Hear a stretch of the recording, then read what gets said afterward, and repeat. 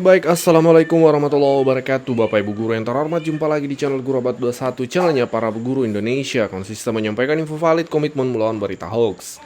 Nah, di bulan Juni ini Bapak Ibu, kita ketahui akan ada lagi TPG bulan Juni. Nah, selain TPG bulan Juni, ada dua tambahan nih yang bisa didapatkan oleh guru-guru yang sudah ditetapkan PP-nya oleh Pak Presiden. Yang pertama tentunya Bapak Ibu adalah gaji ke-13 untuk rekan-rekan guru ASN. Ini sudah ditetapkan oleh Pak Presiden melalui PP yang ditandatangani oleh beliau. Baru ini ada informasi nih dari Kementerian Keuangan melalui Direktorat Jenderal Perbendaharaan itu menjelaskan tentang gaji 13 ya, petunjuk teknis pelaksanaan pembayaran gaji 13 bagi aparatur negara, pensiunan, penerima pensiun dan seterusnya. Ini poin yang menjadi fokus kita di video kali ini adalah tanggal SP2D-nya. Di sini disebutkan bahwa tanggal SP2D ya Bapak Ibu untuk gaji 13 itu tertanggal 2 Juni 2026 nanti. Ini menunjukkan bahwa mulai 2 Juni ini sudah bisa realisasi TPG, maksud kami gaji ke-13. Dan ini sejalan Bapak Ibu sinkron dengan pengumuman Taspen bahwa pencairan gaji 13 untuk pensiunan itu dimulai tanggal 2 Juni.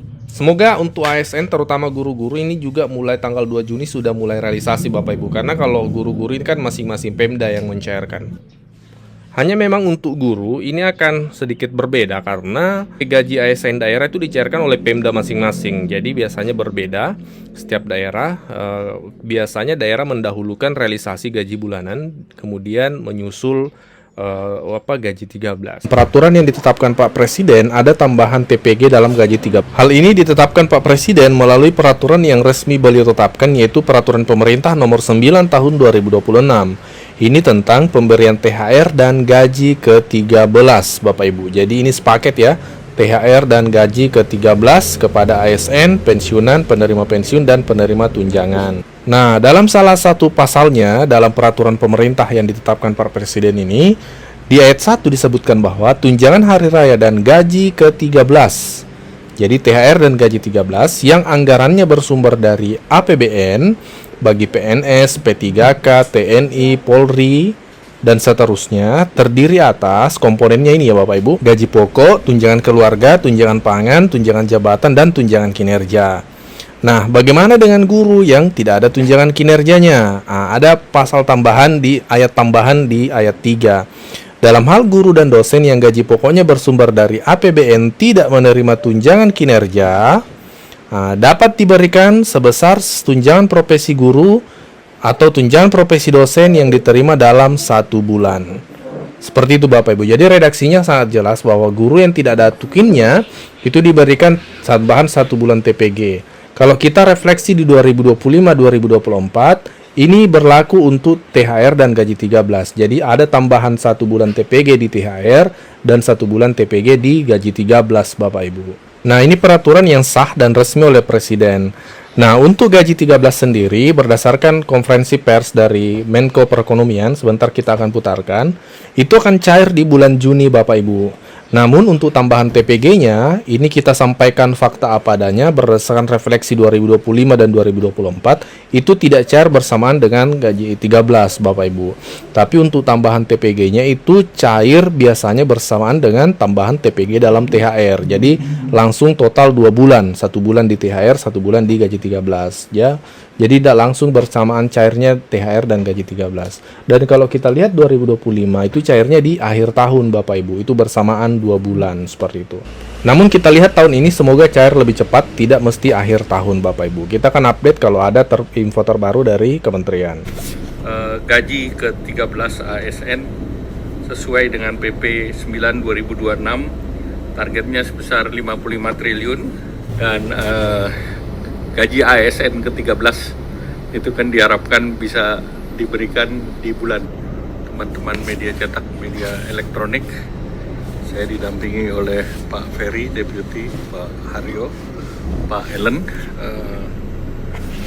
terutama terkait dengan pengumuman dari hasil BPS yang tadi diumumkan jam 11. Kita lihat di tengah dinamika global yang masih mencari keseimbangan baru, ekonomi Indonesia tumbuh baik di luar ekspektasi dari berbagai lembaga, di mana di kuartal pertama pertumbuhan ekonomi kita mencapai 5,61%. Nah, pertumbuhan kita yang 5,61% ini adalah tumbuh di atas beberapa negara G20. Memang dari G20 ini yang belum keluar India, tetapi di antara negara yang keluar termasuk China, Singapura, Korsel, Arab Saudi, Amerika Serikat, kita yang tertinggi. Nah, pertumbuhan ini merupakan pertumbuhan yang memang pemerintah siapkan dengan berbagai kebijakan, terutama dalam rangka kemarin Hari Raya Lebaran. Kemudian kalau kita lihat konsumsi rumah tangga masih menjadi penggerak utama dengan pertumbuhan 5,52%, dan ini semakin menegaskan bahwa momentum daripada Ramadan dan Idul Fitri serta pelepasan mobilitas itu meningkat dengan tinggi. Di kuartal pertama juga kita lihat belanja pemerintah tumbuh tinggi di angka 21,81%, di mana ini angkanya sekitar 815 triliun. Ini di atas rata-rata historis dan tentu ini didorong oleh beberapa program belanja kementerian lembaga termasuk MBG sampai dengan Maret 51 triliun. Kemudian stimulasi daripada diskon tarif, THR, dan untuk ASN realisasi sebesar 51,65 triliun, serta dari pihak swasta maupun ojol. Kemudian indikator ekonomi terkini juga prospeknya positif, yaitu inflasi di bulan April ini sebesar 2,42%, kembali dalam bentangan 2,5 plus minus 1%. Kemudian indeks keyakinan konsumen di angka 122,9. Kemudian neraca dagang juga di angka 3,32 billion, dan ini surplus 71 bulan berturut-turut.